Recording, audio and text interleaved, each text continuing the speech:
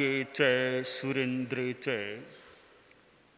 कौशिके पाद संस्पृशि निर्विशेष मनस्काय श्री वीरस्वामिने नमः।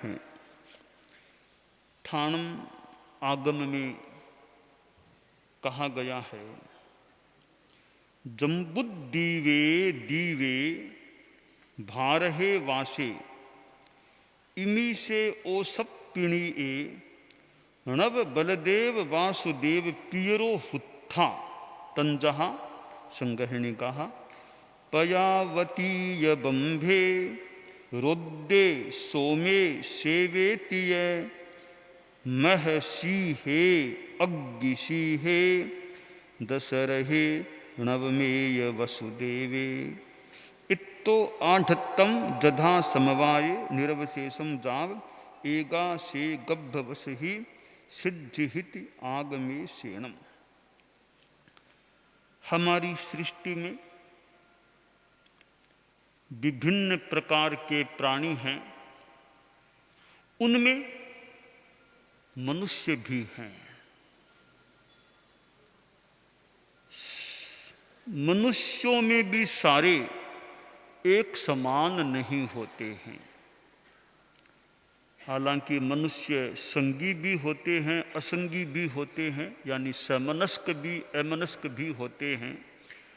जो समनस्क मन वाले मनुष्य जो हम लोग हैं, इस प्रकार के मनुष्य जो गर्भ से उत्पन्न होने वाले होते हैं, वे संगी मनुष्य होते हैं, गर्भज होते हैं, उनके मन होता है।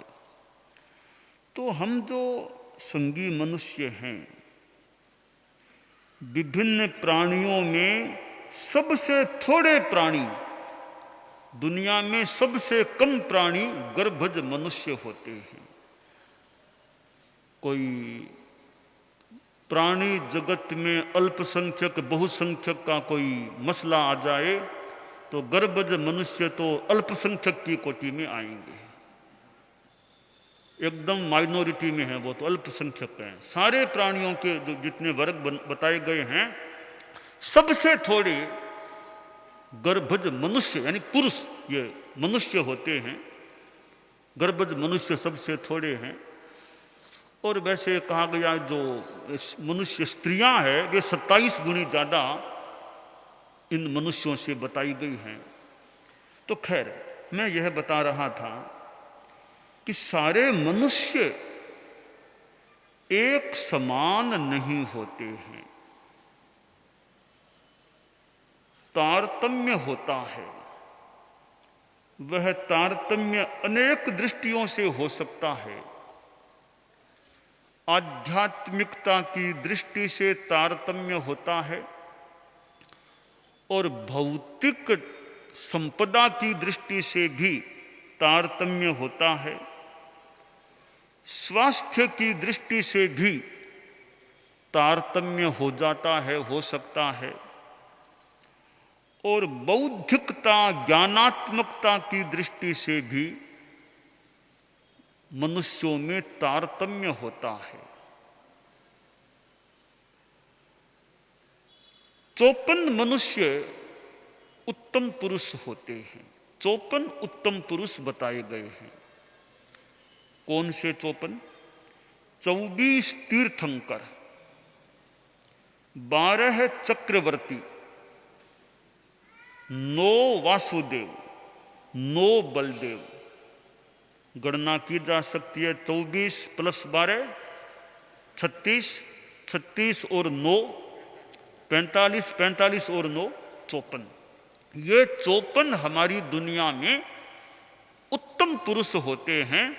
प्रत्येक अवसरपिणी काल में ये 54 पुरुष होते हैं, उत्सर्पिणी काल में और अवसरपिणी काल में आश्रय। तो शास्त्रकार ने यहां जो चर्चा की है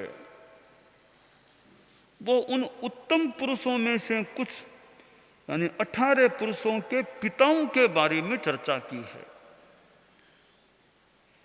तीर्थंकर तो 24 होते हैं। प्रत्येक जो हमारा ये जम्बूद्वीप है, हम लोग जिस क्षेत्र में रह रहे हैं वह जम्बूद्वीप संज्ञा वाला है। 2.5 द्वीप होते हैं। जो मनुष्य क्षेत्र है, ये जम्बूद्वीप, धातकी खंड, अर्ध पुष्कर द्वीप, इनमें हम जहां रह रहे हैं यह जम्बूद्वीप है। और जम्बूद्वीप में एक भरतक क्षेत्र है, एक एरावत जो भी, और एक महाविद्य। और यों धातकी खंड में 6 यानी 2-2 हो जाते हैं, 2 भरत, 2 एरावत, 2 महाविद्य। अर्ध पुष्कर में फिर यों 2-2-2 6, तो कुल ये 15 क्षेत्र होते हैं। 6-6-3 कर्म भूमियां। तो इनमें मनुष्य होते हैं। यह मनुष्य क्षेत्र है, इसे समयक क्षेत्र भी कहा जा सकता है आश्रय। तो जम्बूद्वीप में अवसर्पिणी काल में, जम्बूद्वीप में भी हम जिस एरिया में है वह भरतक क्षेत्र है। इसी तरह एरावत भी है, एरवत जो भी, यह भरतक क्षेत्र है। इसमें प्रत्येक अवसर्पिणी काल में और प्रत्येक उत्सर्पिणी काल में 24-24 तीर्थंकर हो जाते हैं। तो प्रश्न है कि ये तीर्थंकर प्रत्येक अवसर्पिणी, प्रत्येक उत्सर्पिणी काल में 24 ही क्यों होते हैं? 25 क्यों नहीं होते? 20 क्यों नहीं होते? 23 क्यों नहीं होते? 26 क्यों नहीं? 24 ही क्यों होते हैं? इसका कारण क्या है? करते तो 25 तो पूरे कर देते, 24 क्यों संख्या दी गई है? इसका क्या रहस्य है, क्या उत्तर है? वैसे तो ज्ञानी जाने क्या व्यवस्थाएं हैं, परंतु विचार किया जा सकता है कि सृष्टि के कुछ अपने नियम हैं। अपने नियमों से मानो यह सृष्टि चल रही है। तो तीर्थंकर 24 ही क्यों? मुझे कोई बाल मुनि पूछ ले कि 24 ही तीर्थंकर क्यों, तो मैं वापिस पूछ सकता हूं दिन रात में घंटे कितने? क्या 24? तो घंटे 24 ही क्यों? 25 क्यों नहीं? 23 क्यों नहीं? इसका उत्तर दो मुझे। तो बाल मुनि कहे नहीं, इसका ये तो 24 ही होते हैं घंटे, तो तीर्थंकर 24 ही होते हैं। फिर ऐसा मान लो कि घंटे 24 हमारे सामने प्रत्यक्ष हैं। दिन रात में 24 घंटे होते हैं। रात के 12 बजे से अगली रात के 12 बजे तक 24 घंटे बराबर हैं। तो ये प्रत्यक्ष सब हैं 24 घंटे। तो उसमें उसका जवाब अगर तुम्हारे पास नहीं है कि क्यों होते हैं, तो हम इसका जवाब तुम्हें क्यों दें कि तीर्थंकर 24 ही क्यों होते हैं? तो समय की अपनी व्यवस्था, घंटे 24 हैं, तो सृष्टि की अवसर्पिणी उत्सर्पिणी काल की ऐसी व्यवस्था होगी कि तीर्थंकर 24 ही होते हैं, न 25 न 23। कोई बाल मुनि मुझे पूछ ले कि चक्रवर्ती 12 ही क्यों? चक्रवर्ती 12 ही क्यों? तो शायद मैं अगर पूछूं तो बाल मुनि से कह दूं मेरे सामने घड़ी है, इसमें अंक 12 ही क्यों? 13 क्यों नहीं? 11 क्यों नहीं? इस घड़ी में 12 अंक क्यों है? यह तो ऐसी ही व्यवस्था है। तो चक्रवर्ती की ऐसी ही व्यवस्था हो सकती है कि वो 12 ही होते हैं। तो कोई कह दे बाल मुनि की ये वासुदेव 9 ही क्यों और बलदेव 9 ही क्यों? तो अगर मैं पूछ लूं ग्रह कितने होते हैं? ग्रह तो 9, तो ग्रह 9 ही क्यों होते हैं? तो ग्रह 9 तो बलदेव वासुदेव की कोई व्यवस्था है, 9 होते हैं। तो यह कोई सृष्टि का नियम हो सकता है, बस ऐसे होता है। क्योंकि प्राकृतिक कुछ ऐसी व्यवस्थाएं जो बस दुनिया में चलती आ रही हैं, व्यवस्थाएं हैं, या जो भी इसका रहस्य है, नियम है, वो हो सकता है। पर इतना स्पष्ट बताया गया है, तीर्थंकर प्रत्येक अवसर्पिणी और प्रत्येक उत्सर्पिणी में 24 होते हैं। तो ये उत्तम पुरुष हैं। तो जैसे कि मैंने कहा कि आध्यात्मिकता की दृष्टि से आदमी आदमी में तारतम्य हो सकता है। तारतम्य कैसे? एक आदमी 14वें गुणस्थान में है, कोई 13वें गुणस्थान में है, कोई 12वें गुणस्थान में है, कोई 11वें गुणस्थान में है, कोई फिर 10वां 9वां करते करते पहले तक आ जाए, कोई मिथ्या दृष्टि गुणस्थान में है, तो कहाँ तो पहले गुणस्थान के मनुष्य और कहाँ 14वें गुणस्थान के मनुष्य। तो कितना बड़ा आध्यात्मिकता का तारतम्य मनुष्य मनुष्य में हो सकता है। कोई साधु है और कोई गृहस्थ है, कोई छद्मस्थ है और कोई केवली है, तो कितना तारतम्य है आध्यात्मिकता की दृष्टि से मनुष्य मनुष्य में तारतम्य है। अब भौतिकता की दृष्टि से भी तारतम्य होता है। कोई चक्रवर्ती है, कोई भिखारी के रूप में जीवन जी रहा है, कितना बड़ा तारतम्य है। आध्यात्मिक एक अधिकृत व्यक्ति की दृष्टि से देखें तो मेरा मानना है शिखर पुरुष तीर्थंकर है। आध्यात्मिकता की दृष्टि से अधिकृत प्रवक्ता, अधिकृत प्रवचनकार, अधिकृत बात बता सकने वाले, अधिकृत रूप में बता सकने वाले तीर्थंकर हैं। उनसे बड़ा कोई आदमी आध्यात्मिक जगत का प्रवक्ता मुझे जो ज्ञात मान्यता, ज्ञात शास्त्र की बात आदि है, उनके अनुसार दूसरा कोई व्यक्ति नहीं हो सकता। तीर्थंकर होते हैं वे आध्यात्मिकता की दृष्टि से तो बहुत बड़े व्यक्ति हैं ही, साथ में उनके साथ भौतिकता भी जुड़ी हुई है। भौतिकता कैसे? यह तीर्थंकर नाम प्रकृति है, वो तो पुण्य की प्रकृति है, तो पुण्य भी उनके साथ में जुड़ा हुआ है। तो दुनिया में आध्यात्मिकता और भौतिकता का संगम पुरुष देखना हो तो संभवतः तीर्थंकर हैं, जो आध्यात्मिकता भी उनमें शिखर की है, साथ में भौतिकता यानी पुण्य का योग भी बहुत प्रखर है कि वे तीर्थंकर बने हुए हैं। तो तीर्थंकरों को मैं आध्यात्मिकता और भौतिकता के काफी उच्च स्तर पर विराजमान व्यक्तित्व के रूप में देखता हूं। अब चक्रवर्ती हैं, भौतिकता की दृष्टि से देखा जाए, न केवल भौतिकता की दृष्टि से देखा जाए तो मेरी भूल न हो तो मनुष्यों में सर्वोच्च व्यक्ति भौतिकता के शिखर पर आसीन चक्रवर्ती होते हैं। उनसे बड़ा कोई भौतिकता, नितांत भौतिकता के क्षेत्र में उनसे बड़ा संभवतः कोई आदमी नहीं होता। तो वो चक्रवर्ती भौतिकता के शिखर पुरुष होते हैं। तो कोई चक्रवर्ती है, कोई छोटा राजा, कोई सामान्य आदमी, कोई भिखारी, यह भौतिकता की दृष्टि से तारतम्य है। और यूं वर्तमान में देख लें, कोई राजनीति के उच्च पदों पर है, कोई सामान्य नागरिक है, वो भी तारतम्य देखा जा सकता है। तो आध्यात्मिकता की दृष्टि से मनुष्य मनुष्य में तारतम्य और भौतिकता की दृष्टि से भी मनुष्य मनुष्य में तारतम्य। और हम स्वास्थ्य की दृष्टि से देखें तो भी आदमी आदमी में तारतम्य हो सकता है। कोई कोई पुरुष, कोई आदमी इतने स्वस्थ, सुडौल, साउंड बॉडी वाले होते हैं, शरीर इतना स्वस्थ होता है कि कितना बहुत ज़्यादा परिश्रम कर सकते हैं, शरीर में खास कोई बीमारी नहीं है, अच्छी तरह बोलते हैं, अच्छी तरह काम करते हैं, बहुत निरोग स्वस्थ हो सकते हैं। कोई कोई आदमी बीमार भी रह सकता है। तो और आयुष्य की दृष्टि से कोई बहुत दीर्घ आयुष्य वाला, कोई अल्प आयुष्य वाला भी हो सकता। मुझे साध्वी विदामान जी याद आ गई, जो अभी कालू में हैं, साध्वी उज्ज्वल रेखा जी के साथ हैं। 100 बरस पार कर चुकी हमारे धर्म संघ की साध्वी है। तेरा पंथ के इतिहास में सबसे पहली चारित्रात्मा है जिसने शतक पार कर दिया, दूसरे शतक में चल रही है। पहली साध्वी तेरा पंथ के इतिहास में वर्तमान में है। अतीत में कोई ऐसी हुई नहीं जितना इतिहास ज्ञात है।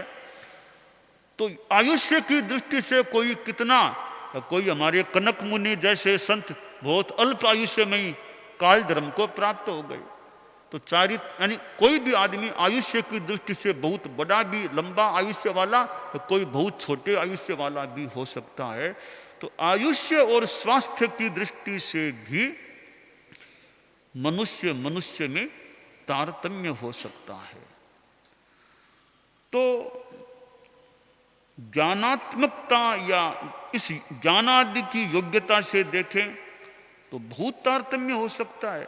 कहाँ केवल ज्ञानी, परम ज्ञानी, कहाँ अल्पज्ञानी, अज्ञानी, जिसमें अभी तो 3 अज्ञान में ही 2 हैं। ऐसे प्राणी कितना, ऐसे मनुष्य जिनमें 2 अज्ञान मात्र हैं, मतिश्रुत अज्ञान, या कहाँ केवल ज्ञानी पुरुष। ज्ञान का कितना तारतम्य है। और केवल ज्ञानी तो खैर बहुत बड़े व्यक्ति हो गए। हम सामान्य इंसानों में देखें, कोई कितना प्रखर बुद्धि वाला, स्मरण शक्ति वाला, या कोई मंद बुद्धि वाला आदमी भी मिल सकता है। तो ज्ञानात्मकता की दृष्टि से भी मनुष्य मनुष्य में तारतम्य हो सकता है।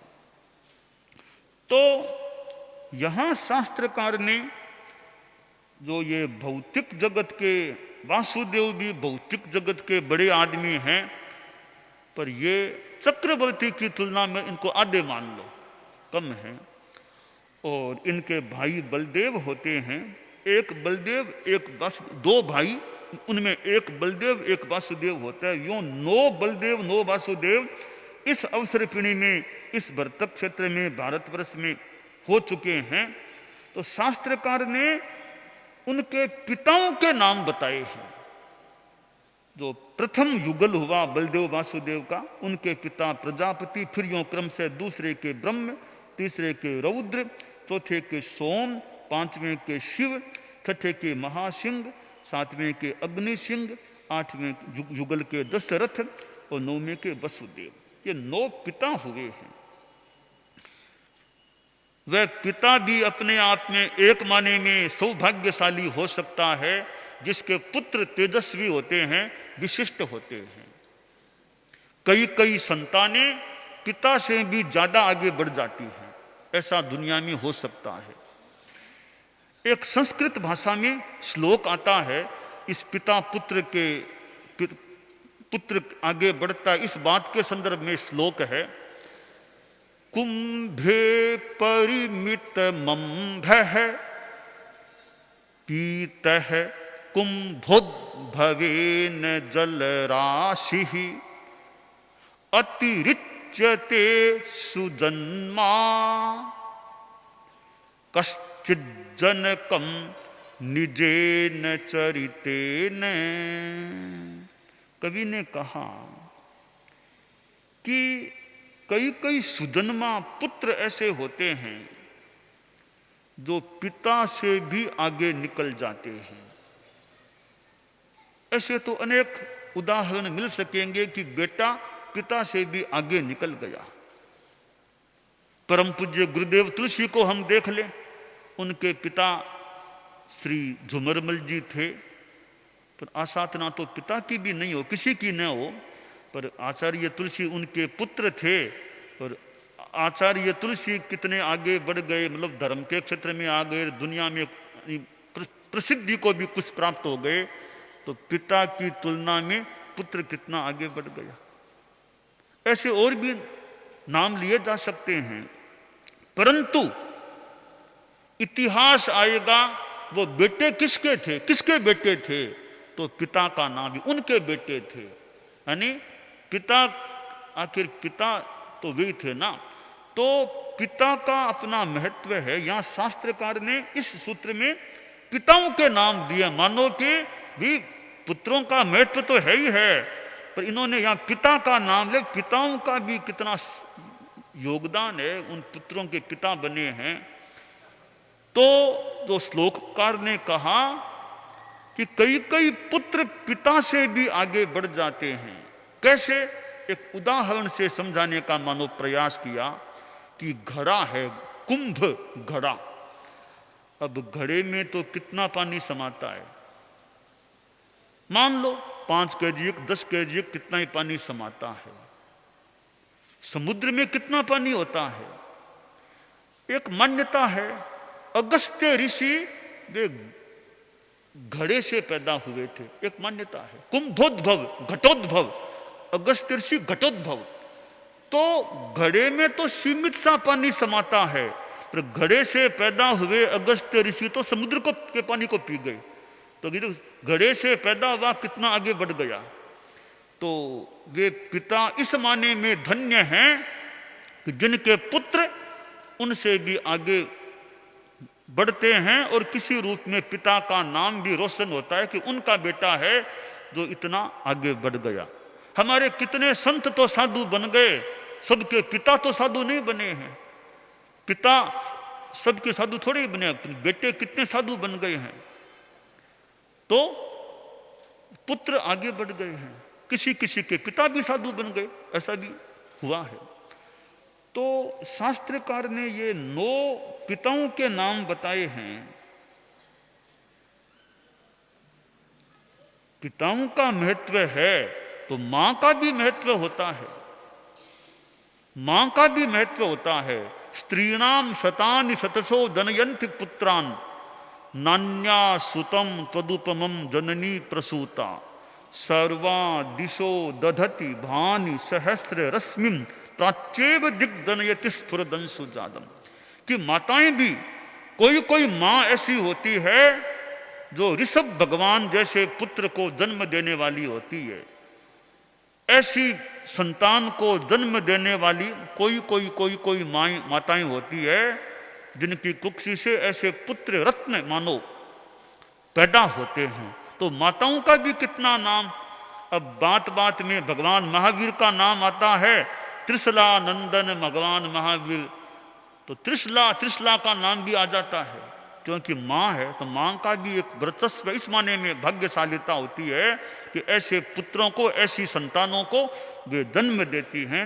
तो यहाँ ठाणंग में ये 9 पिताओं का उल्लेख करके मानो कि किसी रूप में शास्त्रकार ने पिताओं का गौरव बढ़ा दिया है कि ये पिता हैं। और इस जगह पर पिताओं के नाम देकर एक पिताओं का, हम अपनी दृष्टि से माने पिताओं का गौरव मंडन किया गया कि ये उनके पिता थे।